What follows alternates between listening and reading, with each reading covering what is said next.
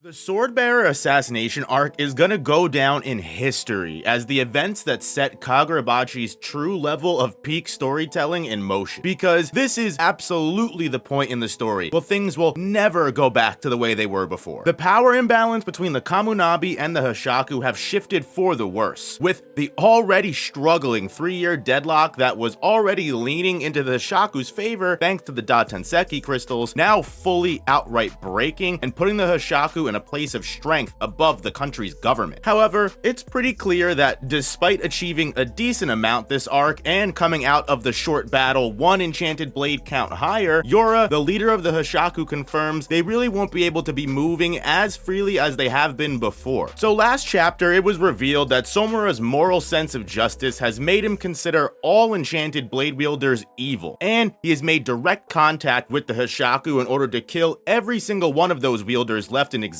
We get the full conditions of the contract in regards to Somura and the Hoshaku, and the stipulations are as follows. In return for Somura vowing to help the Hoshaku collect the blades and defeat the Kamunabi, Yora will share with Somura 1. All the identities of the 10 Hoshaku members, 2. Who was the actual traitor amongst the Kamunabi that leaked Rokuhira's location in the first place to the Hoshaku so they could murder him 3 years ago, and 3. Reveal where all the enchanted blades are hidden. After the death of Rokuhira Kunishige at the hands of the Hoshaku, and finding out their ultimate goal was revealing the ultimate sins of the enchanted blades and the darkness hidden behind their guise of heroism, Somura contacted the Hoshaku directly himself, and implying that Rokuhira's death and the fact that there were insiders within the Kamunabi that not only allowed it to happen, but potentially made the order in the first place, was the catalyst for Somura's descent into villainhood. Somura plans to take care of everything all in his own hands, and foolishly, he claims that he does not need any help taking down the Hoshaku, even after he helps them finish their quote-unquote goal. He kills Aruha without hesitation, and based on Yora, the Hoshaku leader's claims, it's to be assumed that now that Somura has Tobimune and been unleashed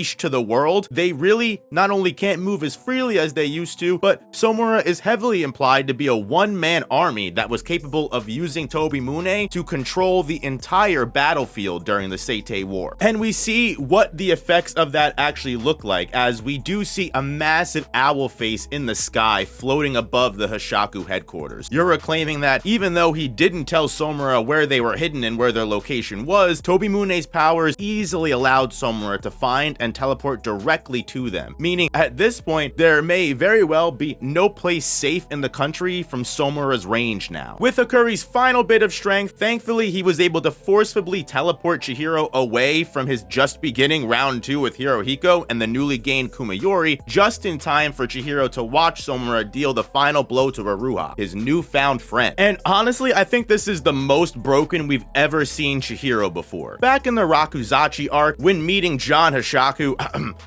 Yora, for a brief moment, we see vengeance consume Chihiro, and he almost loses his mind, focusing solely on killing and getting his revenge than doing anything else. But even in that moment, in the heightened sense of seeing your father's killer for the first time in 3 years, Chihiro was smart enough to at least keep somewhat of a level head and prioritize saving Hikori and protecting the quote-unquote weak, which I guess you could call Hikori at the time, but not anymore, which is Chihiro's main belief of what the enchanted blades were created and to be used for in the first place. And he puts that over his revenge against the ones who killed his father. In this moment though, after everything that Chihiro has seen in the Rakuzachi, in Sojo's arc, as well as Hirohiko's tickling and prodding with slight jabs of leaked information, such as Somura possibly being a traitor, and the fact that the propaganda that the enchanted blades are all full of heroism and great deeds might have been wrong after all, and Chihiro might have been lied to his entire life. Something that Chihiro has been really trying not to think about, even though it's been staying in the back of his mind, especially after seeing the Magatsumi firsthand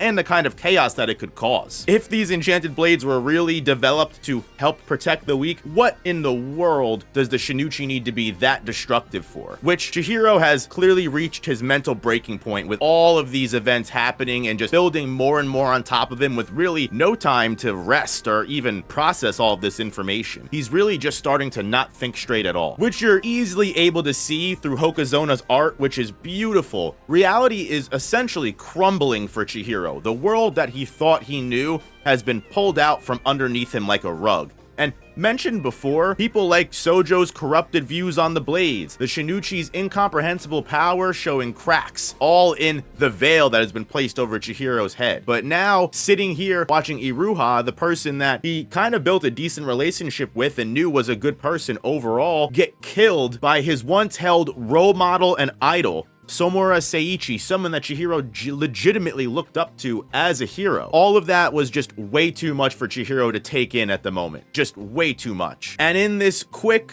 moment of weakness, Chihiro moves out of blind rage, anger, and most importantly, confusion. And in that moment, Chihiro believes that if Somura is Chihiro's enemy, then god damn it, Chihiro needs to kill him. Chihiro will kill him. That's what he set out to do. That's why he started this journey in the first place. And in this brief moment of sincerity and fragility, Somura slashes down Chihiro and humbles the golden child, handing the boy wonder a loss that honestly was really more mercy than anything, because from this moment on, Chihiro is pronounced dead to society. Not only are the Hoshaku not looking for him, but the Kamunabi, who recently declared that they might as well just kill Chihiro if they can after he does their dirty work of protecting the sword bearers, which failed entirely, so what are they going to keep him alive for? So honestly, Chihiro being brought out of the story as quote-unquote pronounced dead is the best thing that could have happened to carry on his legacy, because not for nothing, Somura is even able to trick Yora into believing that Chihiro is dead. And obviously, as the main character, we all know Chihiro's not gonna die, and if anything, he's gonna come back stronger than ever. If anything is to be pronounced dead, it's this previous version of Chihiro before gaining all of this new information and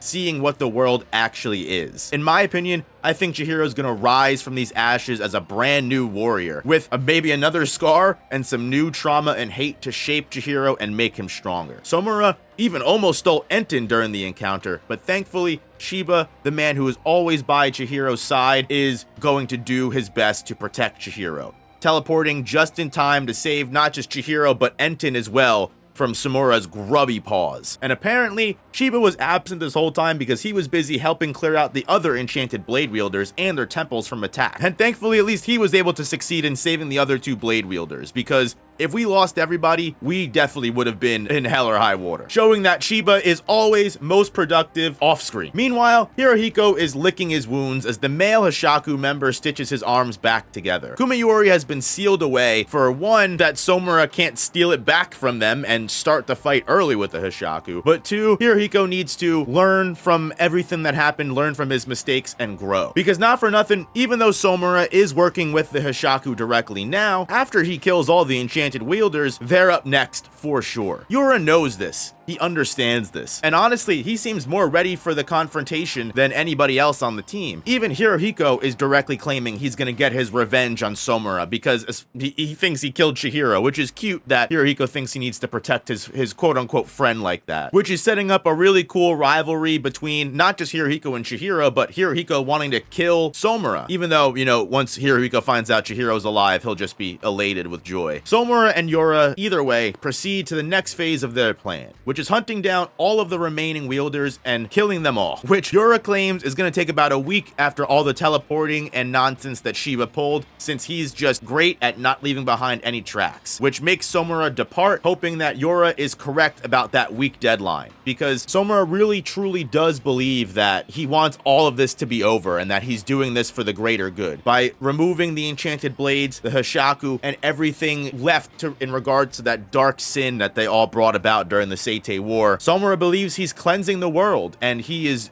doing everything he can to stop people from living the same evil, disgusting lives that they had to. And if that means taking care of everything so that by the time Chihiro wakes up, everything is already over by then you know what? Somura may be a traitor-ass bitch, but at least he believes he's doing things for the right reason. He's at least more than willing to play pretend that Chihiro's dead to keep him safe, which resets everything back to zero. Not only is the story completely changed after this, but for all intents and purposes, Chihiro is once again dead to the world and free to move along in the shadows like he did before everything was revealed to the Kamunabi. So, with Hikori alive, and knowing that there was a traitor in the Kamunabi that ratted us out, what do we think is coming next in this great story that has just clearly begun. If anything, if this was a video game, this is where I think the title card would play, because goddamn, is Shiba the traitor? That would be too crazy, but who knows? Is Somura going to just start slaughtering the other enchanted blade wielders? What are the Hishaku going to be doing next to play for keeps, and how are they going to get around Somura, especially if he's this powerful? Let me know down in the comments what you guys all think. I am genuinely so excited to see what the next half of Kagurabachi has to offer, because again, this really all felt like just a prologue, and the real story is just beginning. Thank you all so much for watching, and if you haven't already, make sure you hit that like button. It really helps the channel way more than you know. Subscribe if you haven't already to make sure you don't miss any other Kagurabachi videos weekly, or my Sojo video that I just dropped,